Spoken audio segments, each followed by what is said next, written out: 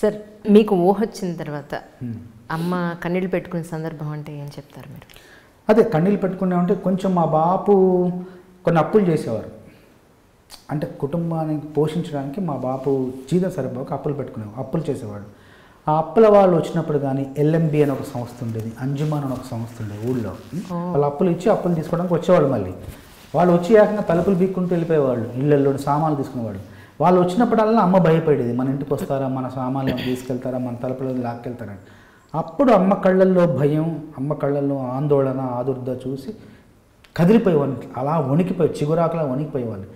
అలాగా అవన్నీ చూశాను కాబట్టి అప్పు, డబ్బు ఎంత ప్రమాదకరమైంది, ఎంత జాగ్రత్తగా డబ్బుతో మనం వ్యవహరించాలని చిన్నప్పుడే బలంగా ముద్ర పడిపోయింది. అందువల్ల ఒక రూపాయి వచ్చినా కూడా ఆ రూపాయిని ఎలాగా జాగ్రత్తగా చూసుకోవాలి, దాన్ని ఎలా ఉపయోగించుకోవాలి, దాన్ని ఎలా పొదుపు చేసుకోవాలన్నది ఎన్నో ఆర్థిక పాఠాలు మా అమ్మ నేర్పించినారు. ఆర్థిక పాఠాలు ఇది చెబుతున్నాను అనే ఒక స్పృహ లేకుండా ఎన్నో విషయాలు మాకు బోధించింది. అవన్నీ ఈరోజు ఇంత ఆనందంగా జీవితాన్ని గడపడానికి ఆ పాఠాలే మా అందరికీ పునాదులుగా మేము భావిస్తాం. అమ్మ కొన్నాళ్ళ తర్వాత నా పెళ్ళై 5 ఏళ్ళకి పెళ్ళయింది. పెళ్ళైన మరుక్షణమే, పెళ్లి చేసుకున్న మరుక్షణమే అమ్మ నాన్న తీసుకొచ్చుకుంటారు. దట్స్ గ్రేట్ అండి. ఈ రోజుల్లో పిల్లలు పెళ్ళి మా భద్రాచలంలో పెళ్ళయింది. అటు నుంచి మా అందరు కలిసే వెళ్ళాము. పెళ్ళైన అదే కారులో అమ్మ నాన్న తీసుకొని, నా భార్యను తీసుకొని అందరం కలిసి హైదరాబాదు సొంత ఇంట్లో అడుగుపెట్టాను. అమ్మ నాన్న నాతో పాటే ఒక 3-4 ఏళ్ళు నాతో పాటు ఉన్నారు. అప్పుడు నాకు నేను అప్పుడు అమ్మకు ఒక మాట ఇచ్చి దాన్ని నిజం కూడా చేశాను. ఏంటంటే అమలు కూడా చేశాను. ఏంటంటే ఏ అవార్డు వచ్చినా సరే అమ్మకు దానికి తగినట్టుగా బంగారం కొనేవాళ్ళు. ఓహో, ఏ అవార్డు వచ్చినా, నంది అవార్డు వచ్చినా, ఫిలింఫేర్ వచ్చినా, ఇంకోటి వచ్చినా ఏ అవార్డు వచ్చినా దానికి స్థాయికి తగినట్టుగా బంగారం కొనిచ్చేవాడిని. అలా ఒక 6-7 ఏళ్ళు కొనిచ్చాను అమ్మకి. అమ్మ వేసుకున్న బంగారం అంతా మీ కష్టాలు నేను, అంటే కొడుకు కష్టాలు ఎంత ఎంత ఆనందం అండి. బంగారం లాంటి కొడుకుని నేను. ఎగ్జాక్ట్లీ, డౌట్ లేదు అందులో. అంటే చెప్పకపోయేది కానీ, నా ముందు చెప్పకపోయేది, నా భార్య ముందు చెప్పకపోయేది కానీ, బయట ఎవరైనా వచ్చినా కూడా వాళ్ళతో ఎంతో ఆనందాన్ని వ్యక్తం చేసేది. తను ఎంత సంతోషంగా ఉంది కొడుకు అంటే. నేను గొప్ప స్థాయిలో ఉన్నావా లేమా పక్కన పెడితే, ఎంత గొప్ప స్థాయిలో ఉన్నా కూడా గొప్పగా చూసుకుంటేనే కదా తనకు సంతోషం. ఎగ్జాక్ట్లీ అండి. మనం కోట్లు సంపాదించినా అమ్మ కోసం 10 నిమిషాలు కేటాయించి అమ్మ అవసరాలు, అమ్మ కోరికలు తీరిస్తేనే, అసలు మనం 1,00,000 సంపాదించినా కూడా సంతోషమే. నేను ఎంత సంపాదించినా, ఏ స్థాయిలో ఉన్నా కూడా అంతకంటే ఎక్కువగా సమయం కేటాయించేవాడిని, అమ్మ బాగోగులు చూసుకునేవాడిని. తర్వాత ఏమైంది తెలుసా, నేను మరీ బిజీ అయిపోయిన తర్వాత నా పాత్ర మా ఆవిడ పోషించింది.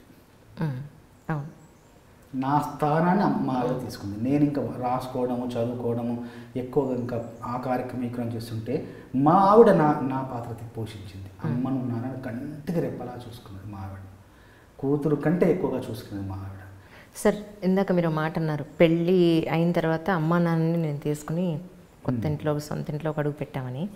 జనరల్గా కొడుకుకి కొత్తగా పెళ్ళైనప్పుడు పేరెంట్స్ ఏమనుకుంటారంటే, మనం ఉంటే వాళ్ళకి అడ్డేమో, వాళ్ళ ప్రైవసీ ఉండదేమో, లేదా కోడల ఏమన్నా అనుకుంటుందేమో, వాళ్ళ ప్రైవసీకి మనం అడ్డని కోడలు అనుకుంటుందేమో, లేదా ఆ అమ్మాయి పాయింట్ ఆఫ్ వ్యూలో కూడా పెద్దవాళ్ళు వీళ్ళున్నారు, మాకు కాస్త టైం దొరికే అవకాశం ఉండదని వాళ్ళు అనుకునే సందర్భాలు ఈ రోజుల్లో. అప్పుడు ఎలా ఉండేది సార్? అప్పుడు నిజానికి ఉమ్మడి కుటుంబంలో, సమిష్టి కుటుంబంలో ఉపయోగాలు, ఫలితాలు, ప్రయోజనాలు ఏంటంటే, కౌన్సిలింగ్లకు బయటికి వెళ్లకుండా ఇంట్లోనే కౌన్సిలింగ్లు అయిపోయాయి. చిన్న విషయం, అందరికీ తెలిసిన విషయం. అవును సార్. పెద్ద ఇదేమీ బ్రహ్మ పదార్థం ఏం కాదు. భార్యాభర్తల మధ్య, మా ఇద్దరి మధ్య కూడా రకరకాల చిన్న సమస్యలు, మాకు అనుభవాలు ఏమి కదా, సమస్యలు వచ్చేవి. నేను పాట రాసుకుంటూ ఉంటే మా ఆవిడెళ్ళి మా అమ్మతో మాట్లాడేది. మా అమ్మతో మాట్లాడితే మా అమ్మ ఏదో చెప్పేది మా ఆవిడకి, ఇట్లా ఉండు, అట్లా ఉండు, అలా చేయి, ఇలా చేయి అని చెప్పేసి. ఆ చిన్న సలహాలు, చిన్న అనుభవంతో వచ్చిన ఆ సారం చెప్తా ఉంటే అవన్నీ మా సంసారానికి, ఆ సారం మా సంసారానికి పనికి వచ్చింది. అట్లాగా ఏ సమస్య వచ్చినా కూడా పెద్దవాళ్ళు ఉన్నారు. మనం ఏమైనా తప్పు మాట్లాడామా, భార్యతో తప్పుగా వ్యవహరించామా, పెద్దవాళ్ళు అమ్మ వాళ్ళు చూస్తుంది, అమ్మ చూస్తుంది, బాబు చూస్తారు, వాళ్ళు నొచ్చుకుంటారు, మనం ఇంకొకటి ఏంటంటే, చిన్నప్పటి నుండి వాళ్ళ సంతోషాన్ని నేను కోరుకున్నాను కదా, నా భార్యతో నేను సరిగ్గా ఉండకపోతే వాళ్ళు బాధపడతారేమో, మేమిద్దరు అంత కొంత నిజమైన కొంత నటన ఉన్నా కూడా కొన్నాళ్ళకి ఆ నటనే నిజమైపోతుంది. కొంత సర్దుబాటు ఉన్నా కూడా ఉండాలి. భార్యను బాగా చూసుకోవాలి, కనీసం వాళ్ళని ఒప్పించకుండా చూసుకోవాలన్న ఆ ఆలోచన క్రమంలో నిజంగా మనం అలాగే ప్రవర్తించడం మొదలెడతాం. కొంత మన లోపల ఉన్నా కూడా ఏదైనా లోటు ఏదైనా ఉన్నా కూడా అలాగే మనం ప్రవర్తించడం మొదలెట్టి వీళ్లకు సంతోషం ఇస్తాం, తనకు సంతోషం ఇస్తాం. ఇలా చిన్న కొంచెం వంట మా ఆవిడకు అప్పుడే 365 రోజులు 10 సంవత్సరాల పాటు బిజీగా ఉన్న మనిషి. అవును, ప్రతిరోజు పండగ లేదు, పబ్బం లేదు, ఇంకా ఒక్క సెలవు కూడా లేదు. 365 రోజులు 10 ఏళ్ళు పనిచేసిన వ్యక్తి ఒక్కసారిగా నా భార్యగా వచ్చి వంట చేయాలి. దోశలు వేయడం రాదు, ఇడ్లీలు చేయడం తెలియదు, కాఫీ పెట్టడం మాత్రం తెలుసు. అయినా అన్ని దగ్గరున్న అమ్మ అలా ఇలా చేయి అలా చేయని తనకు తెలిసింది చెప్తూ మెల్లమెల్లగా ఒక 5-6 నెలలు అంతా సర్దుకుంది. అప్పుడే 2 నెలలకే మా ఆవిడ గర్భవతి అయింది ఇంట్లో. అప్పుడు ఇంకా అమ్మ జాగ్రత్త చూసుకోవడం, తను అన్ని ఇంకా అలా మా ఇంటికి మా అబ్బాయి నందవనమాలి రావడం, మరి కొత్త అధ్యాయం అందరికీ. ఇలా ఒక పెద్దల సహకారం, పెద్దల ఉనికి, మన ఇంట్లో పెద్దలు ఉన్నారన్న ఒక భావనతో మనం నడుచుకునే విధానం, ప్రవర్తించే విధానం, మసలే విధానం, అది మన జీవితానికి ఎంతో మేలు చేస్తుందని నేను చాలా సందర్భాల్లో అది నాకు నేను అర్థం చేసుకున్న విషయం. కానీ సార్ ఇంకొక మేజర్ పాయింట్ ఏంటంటే ఇక్కడ మీ ఇంట్లో మీ పేరెంట్స్, మేడం వాళ్ళ పేరెంట్స్ కూడా ఒకే చోట ఉండడం అనేది గొప్ప అదృష్టం. పెద్దవాళ్ళు ఉండడం అనేది నిజంగానే అది నా వల్ల నా గొప్పతనం కదా, నా భార్య గొప్పతనం. ఎందుకంటే వాళ్ళ నాన్నను కూడా నేను చూసుకోవాలి అన్న రకంగా మా అమ్మ నాన్న చూసుకుంది. That's great sir. వాళ్ళ నాన్న కూడా నేను అంతే బాగా చూసుకోవాలి అన్న కోరికను మా అమ్మ నాన్న చూసుకోవడం ద్వారా నాలో కలిగించింది. అప్పుడు అందరూ ఇంకా తెలియకుండా అందరూ ఒకే చోట ఉండడం, వాళ్ళందరి ప్రేమ అనురాగాలు మనం పొందడం. కొన్నిసార్లు ఎట్లా ఉంటుందంటే అంతా సినిమాలో చూపించినట్టుగా ఎప్పుడు పొద్దున్న నవ్వడాలు, ఆప్యంగా కౌగిలించుకోవడాలు ఇవే ఉండవు.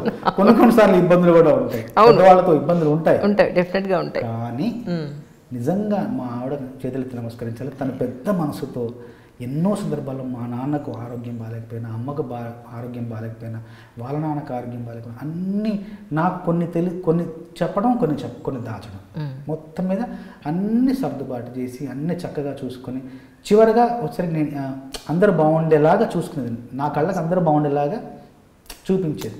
చిన్న ఇబ్బందులు ఉన్నా కూడా నేనేమన్నా విసుక్కుంటానని, నేనేమన్నా అంటానేమన్నా ఒక మాట జారుతానేమన్నా కూడా తను జాగ్రత్త పడి ఆ మాట నా చేత అనిపించుకోకుండా ప్రవర్తించేది, చేసి పెద్దవాళ్ళని అలా కాపాడేది.